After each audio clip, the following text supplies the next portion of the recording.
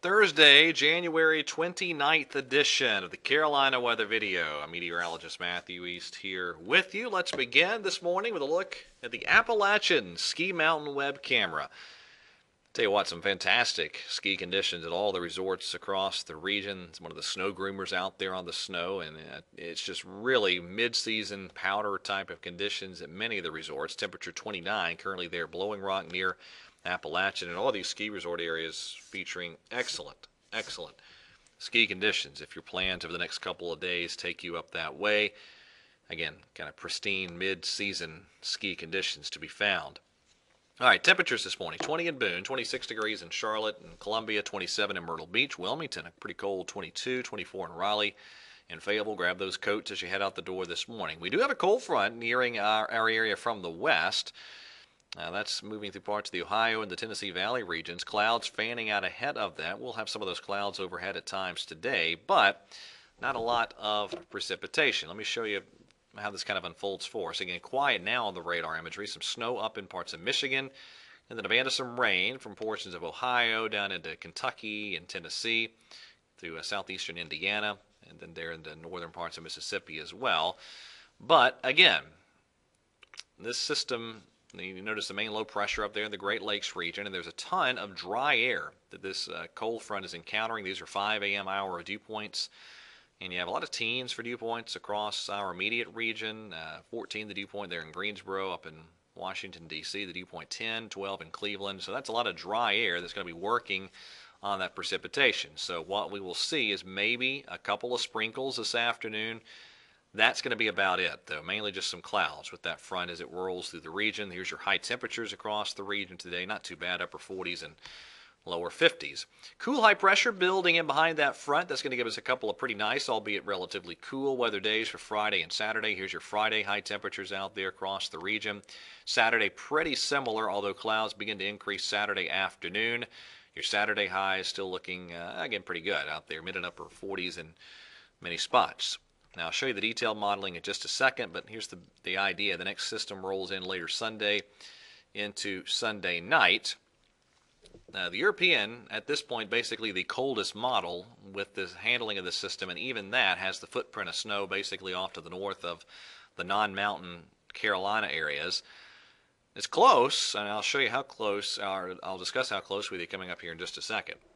All right, so here's what it looks like on the surface map, and that's the surface map along with the thickness values there. And this is, again, this is valid, Sunday night, overnight Sunday night, about 1 o'clock in the morning on Monday morning. And then you go out to near daybreak, and there's the precipitation that has fallen overnight.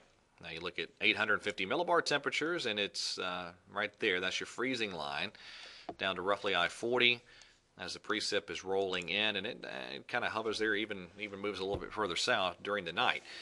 So you look at that parameter, and it's actually relatively close to being some snow across northern parts of North Carolina, and I would not completely write off that scenario, especially for I-40 and points north. Maybe a little bit of snow involved Sunday night, but for the time being, my thinking is this is mainly rain, but it is close. I'm going with the mainly rain scenario. Again, I mentioned the European, the coldest model. Let me show you the 0Z GFS representation. This is Sunday evening, right as the precipitation is arriving, and then overnight Sunday night, you notice that snow line is up in the Virginias. Pretty good snow event on the GFS for the Virginias too with this.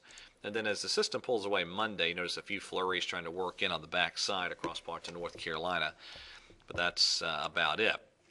The latest 6Z run of the GFS just came in, and that's what it looks like. Pretty similar overall to the placement of the rain and snow line there overnight Sunday night up in the Virginias. If you're wondering about the Canadian model, that's what it looks like kind of during the height of when the precipitation is moving in.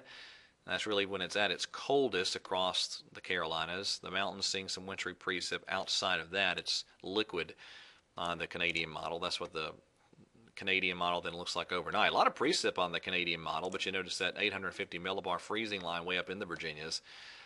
And so it's a warmer solution than what the European had indicated.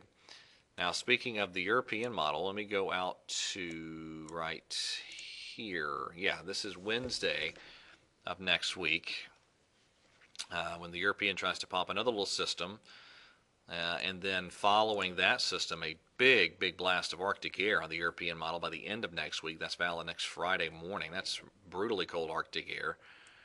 Now let me go back to this system right here. Again, there's, I'm sorry, wrong chart. Right here. That's Wednesday on the European.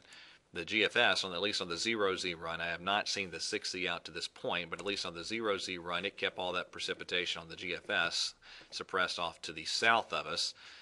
But I need to mention this. After that system moves through Sunday, it will be pretty chilly as we get into early next week. These are low temperatures on Tuesday morning. I know that may be a little bit tough to see, but some single digits in the mountains, some teens in parts of the Piedmont zones, they're upper teens on Tuesday morning. So pretty good shot of some chilly air as we get into next week. And it does look like a fairly chilly week overall, and we'll see if that big discharge of Arctic air happens late in the week like some of the models have hinted at from time to time.